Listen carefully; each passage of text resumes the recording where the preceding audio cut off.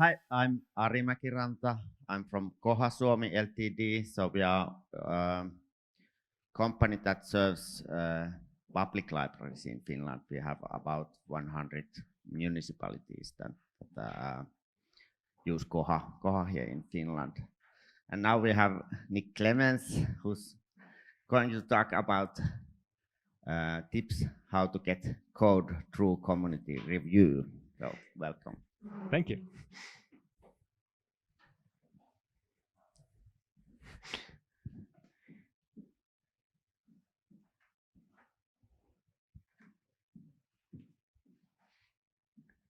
All right.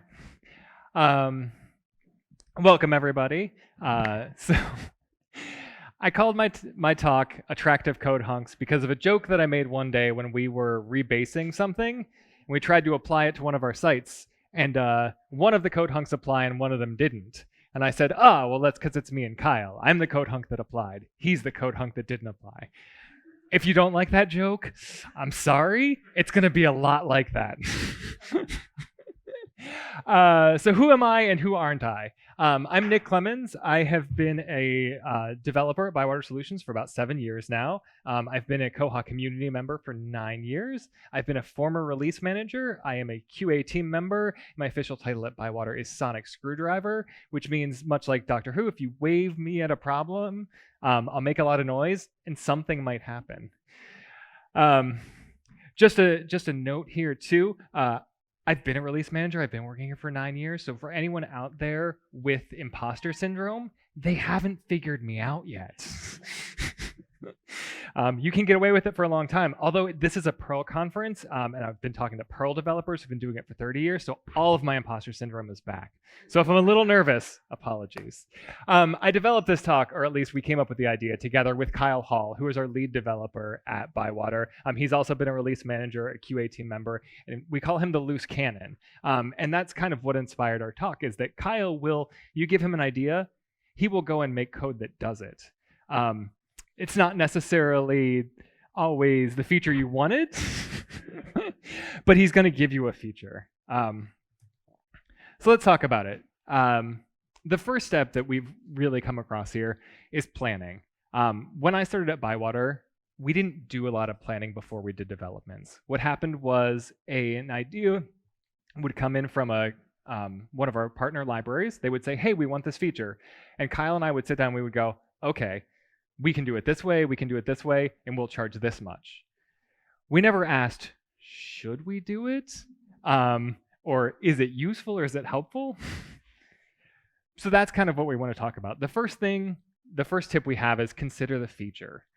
Before you start working on it, consider, who is this useful for? A question we ask a lot at ByWater about our incoming developments these days is, does it move the product forward?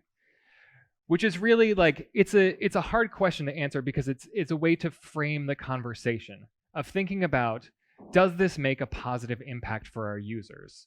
Is what this library is asking for something that's actually going to help everybody? And I'm trying to keep this pretty general to not be specific to Koha, but I am going to talk about libraries because that's what I know. So it's one of the first questions you really want to ask is just, what is this doing and how is it benefiting everybody? Another question we will ask is, what is the community going to think about this? When we think about our libraries, US libraries can be very specifically different from European libraries. And we try to make sure to develop in a way that we're going to consider those differences and make things work for everybody. Is it a new feature? Are we altering existing features? Kind of what are we doing? And the other big thing to consider when you consider the feature is, can you make it something optional? Can you put a switch so that you can turn it on and off again? As Jonathan mentioned in his talk, Koha tries to be a software for every library. So we have 800 and some system preferences. If you're adding a new feature and you want to be able to get it in without a lot of fights sometimes, just add a way to turn it off. The other part of planning we talk about, consider the users. The dinosaurs here representing your existing users, the people who have strong workflows built up and workflows that you're going to need to take into consideration before you start changing them. You've got your hummingbirds, your present users. The dinosaurs turned into birds. For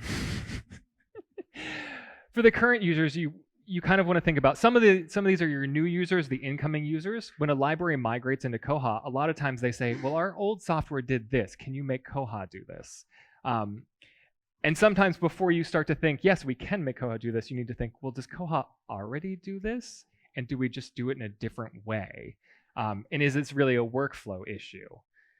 For the future, there's a couple ways to think about that. One is, what does your feature imply? Like, what is it changing and what is it setting up?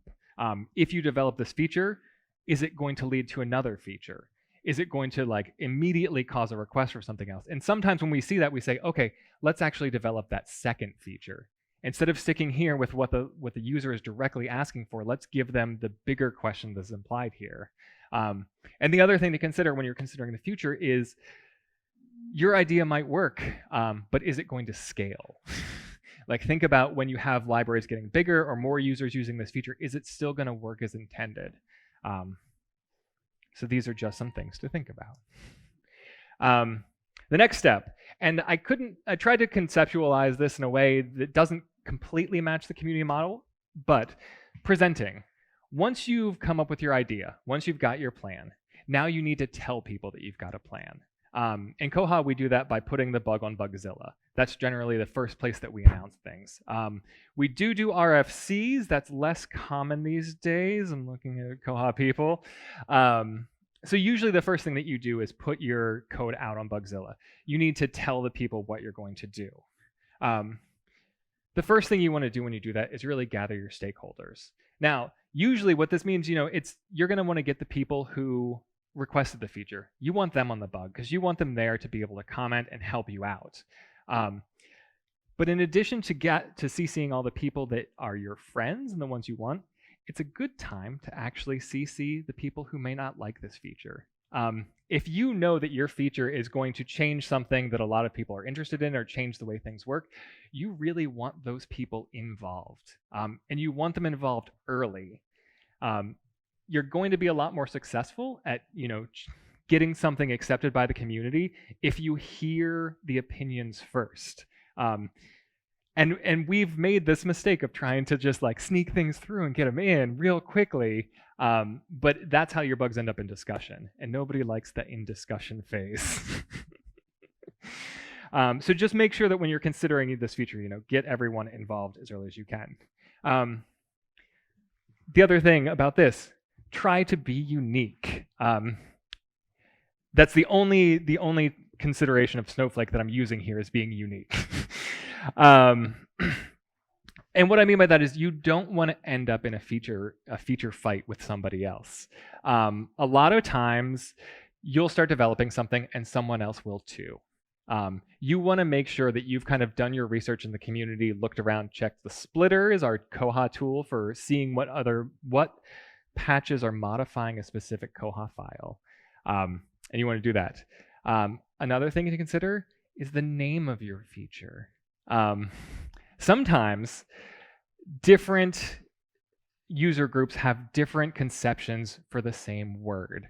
One of the things that I know our educators deal with when they're training new libraries who are moving to Koha is that the libraries will say, how do we do this? Reports. Reports in Millennium, or is it Symphony? Millennium. Reports in Millennium do things. You run a report and then you can do actions with those items. What's that? Symphony 2. Okay. But the idea being that for a lot of libraries coming in, they come and they go to Koha reports and they're like, but it doesn't do things. We're like, no, it reports. And if you get stuck in these semantic arguments, it can be a problem. For ByWater, I know Kyle developed a volumes system. Well, his conception of volumes was not what a lot of European libraries think of as volumes. And there is a currently ongoing volumes development in the community. Ours was blocked until we decided to change the name. We said, hey, we didn't mean volumes. We just meant groups of items. And Tomas was like, well, why don't we call it item groups? And that unlocked development. We were stuck and we thought we weren't going to be able to go forward. So remember to try to be unique. Once you've got your plan, once you've told people about it, it's time to code. This is our favorite part, right? This is what we all actually want to do. My advice for you here is think small. That really means when you're coming to a new development, when you're thinking about proposing something to the community, what's the smallest unit that you can do? And do one piece at a time. If you are conceptualizing a development that is going to change a wide swath of current existing workflows, break it down as far as you can and file small bugs. It's a lot easier to get in a bug that changes the way the code interprets things, then changes the way that it's shown to the user, then changes the way that the user can edit things, rather than just dumping a new bug onto the community that says, we've rewritten all of Koha. Here you go. Enjoy. It's a good idea. The other thing to remember about thinking small is sometimes you will come to a script, and you'll look around at that script and you'll say, this is not how I would have written this code. I would never do it this way. And the temptation is to rewrite or refactor the entire bit of it. We love refactoring the Koha community. Don't get me wrong. We want to refactor all of the code and make sure everything's up to date. Jonathan's been doing a great job of that.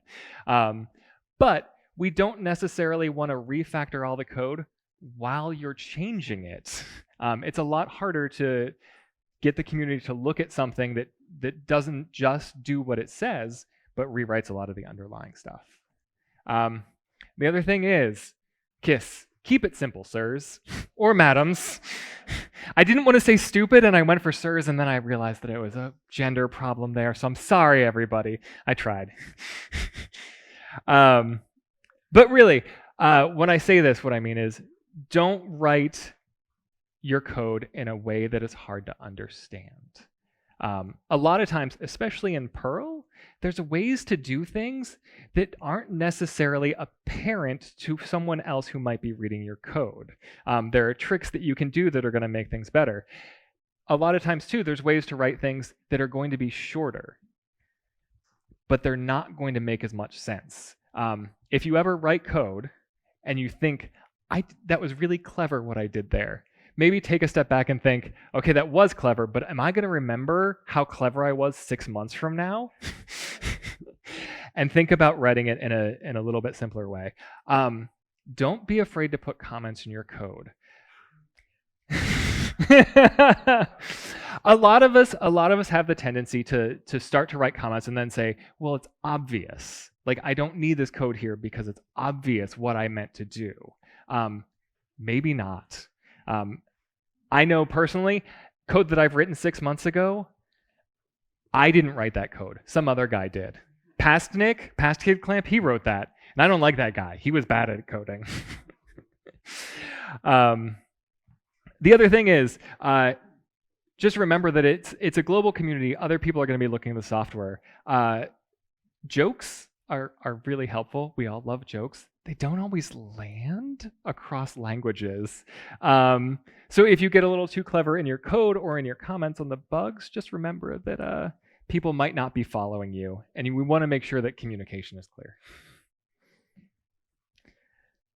All right, we've finished coding. We did a great job, didn't we? Now our code goes on to review. Reviewing is a hard part because we all want our code to be reviewed, and we don't necessarily make the time to review other people's code. Remember that it is a reciprocal process. One of the biggest things you can do to get your code reviewed is go review somebody else's code. We talk about being part of a community because we are, and being in the community means being a member of that community. So when reviewing, this is where I say think big. Think small when you're coding. When you're reviewing, think big. Get as many people involved in this bug as you can. Give as much explanation as you can.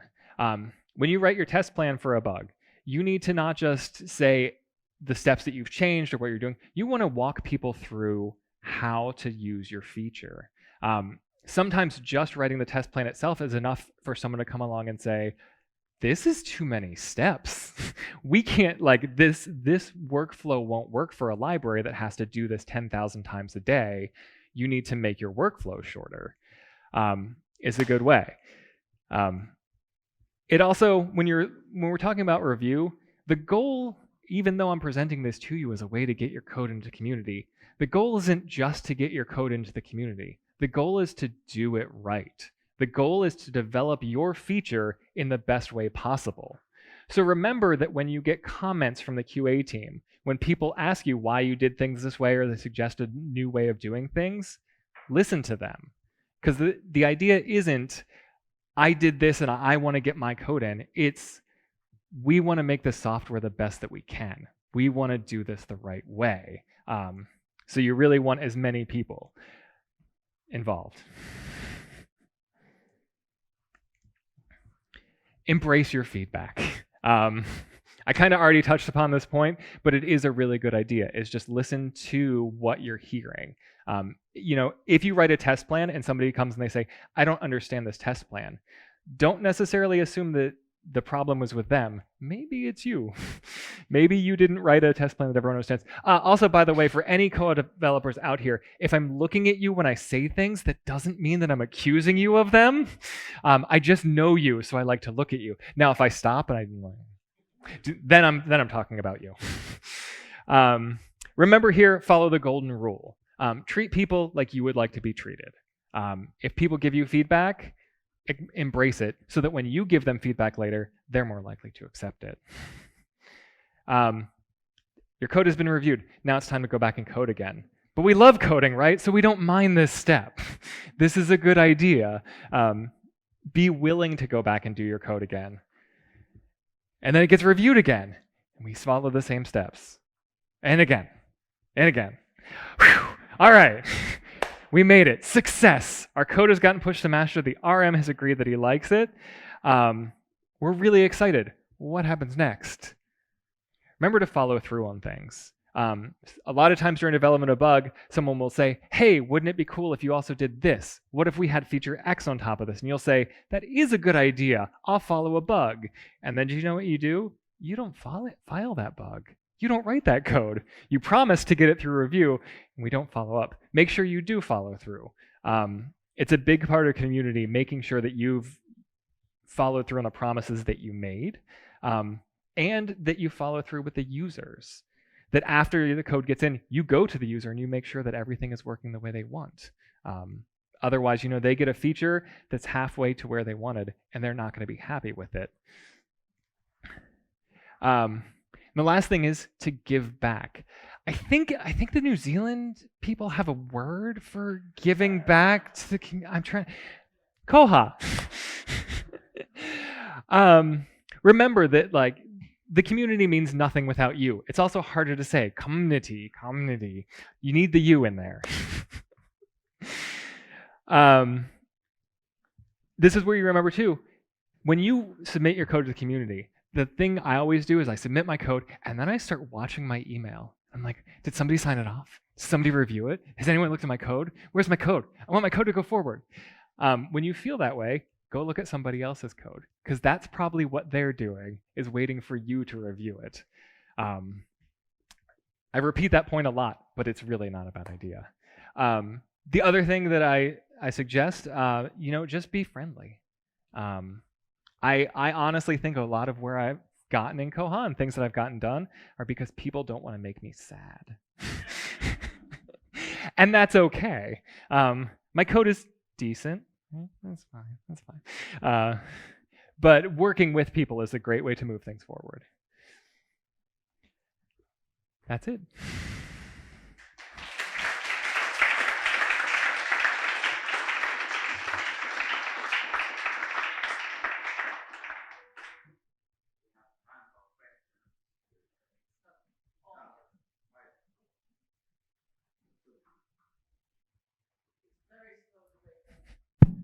Yes, now it's working. Any questions you have?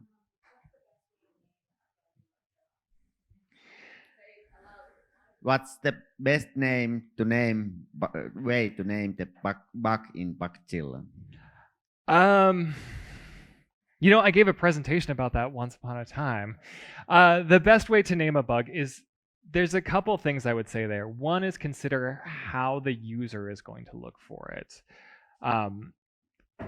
And the second is be verbose. So consider the way the user is going to use it.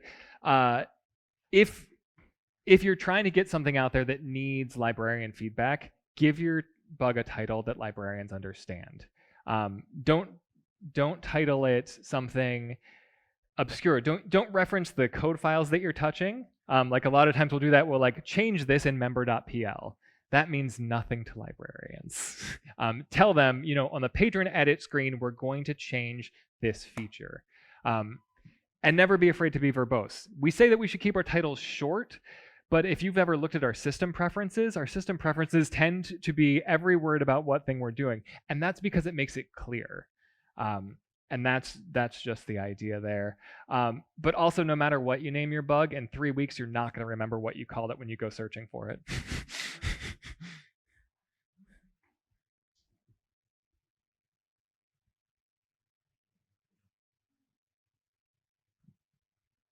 All right, no more questions. No more. I'm going to sit down.